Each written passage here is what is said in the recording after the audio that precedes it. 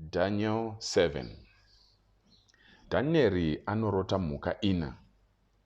Mugore rokutonga ramambo Bherishazari mambo weBhabhironi, Dhanieri akarota hope uye akaona zviratidzo mumusoro make paakanga avete pamubhedha wake, akanyora zvose zvaakarota.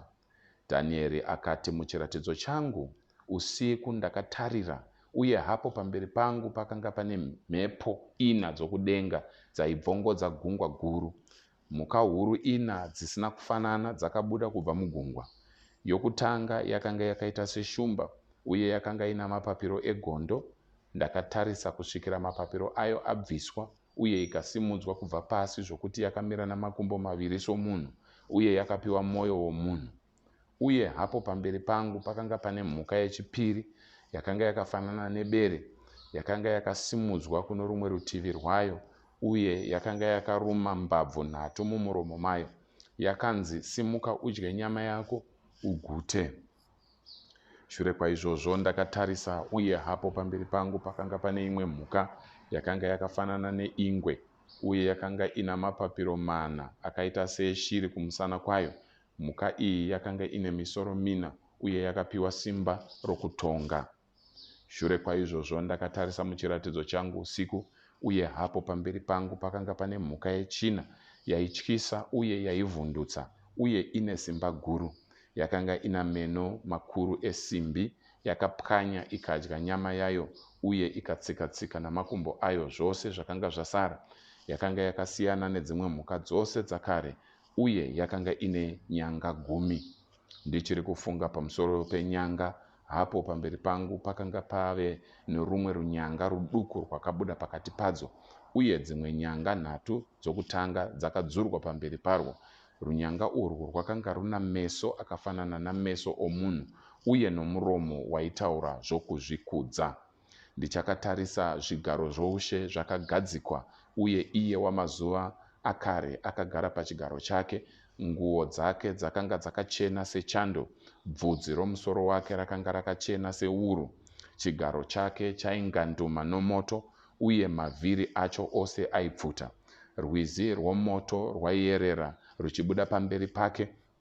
Zviuru nezviuru zvakanga zvichimushandira, zviuru 10 zvakapetwa kanokwana 10 zvakamira pamberi pake.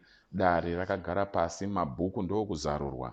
Ipapo ndakaramba ndakatarira, nokuda kwamashoko okuzvikudza akanga achitaurwa norunyanga. Ndakaramba ndakatarira kusvikira mhuka iyi yaurayiwa uye muviri wayo waparadzwa ikakandwa mumoto waipfuta.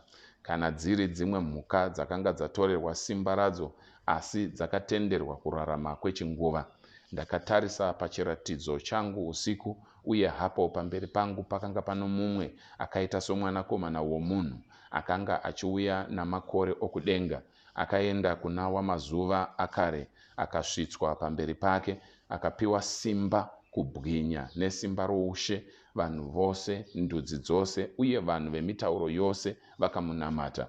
Ushe hwake hunogara nokusingaperi, husingatongopfuuri, uye umambo hwake ndihwo husingazomboparadzwi. Ini Dhanieri ndakatambudzika mumweya wangu, uye zviratidzo zvakasvika mumusoro mangu zvakanditambudza. Ndakaenda kuno mumwe wavakanga vakamirapo, ndikamubvunza chaizvo zvaireva izvi zvose. Saka akandiudza ndokundidudzira zvinhu izvi achiti, mhuka huru 4 ndidzo umambo 4 huchamuka panyika, asi vatsvene vewo kumusoro-soro vachapiwa umambo uhwu, uye huchava hwavo nokusingaperi hongu nokusingaperi-peri. Ipapo ndakada kuziva chokwadi chezvinoreva mhuka yechina yakanga yakasiyana nedzimwe dzose uye yaityisa kwazvo, namazino ayo esimbi nenzara dzendarira. Mhuka yakapwanya ikadya nyama uye ikatsika-tsika namakumbo ayo zvose zvakanga zvasara. Ndakadawo kuziva pamusoro penyanga 10 dzakanga dziri pamusoro wayo, uye napamusoro porumwe runyanga rwuya rwakabuda. Dzimwe dzacho 3 dzikawa pamberi payo. Runyanga rwuya rwainyanya kuva nomukundo kupfuura dzimwe, uye rwakanga runa meso uye nomuromo waitaura mashoko okuzvikudza. Ndichakatarisa, runyanga urwu rwakanga ruchirwa hondo navatsvene ruchivakunda. kusvikira iye wamazuva akare asvika akaruramisira vatsvene vewokumusoro-soro, uye nguva ikasvika yavakatora umambo. Akandipa tsananguro iyi achiti, mhuka yechina ndiyo umambo hwechina huchaonekwa panyika. Huchasiyana nohumwe umambo uye huchaparadza nyika yose, huchiitsika-tsika huchiiparadza. Nyanga 10 ndidzo madzimambo 10 achabva kuumambo uhwu. Shure kwavo kuchamuka mumwe mambo akasiyana navaya vokutonga, achakunda madzimambo 3, achataura zvinorwisana newokumusoro-soro, achimanikidza vatsvene vake, uye achaedza kushandura nguva dzakatarwa nemirayiro.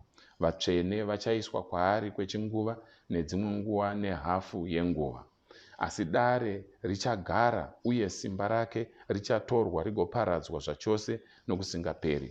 Ipapo simba roumambo, simba roukuru hwoumambo pasi pedenga rose richapiwa kuvatsvene, ivo vanhu vewokumusoro-soro. Umambo hwake huchava hwokusingaperi. Vatongi vose vachamunamata uye vachamuteerera. Aya ndiwo magumo enyaya.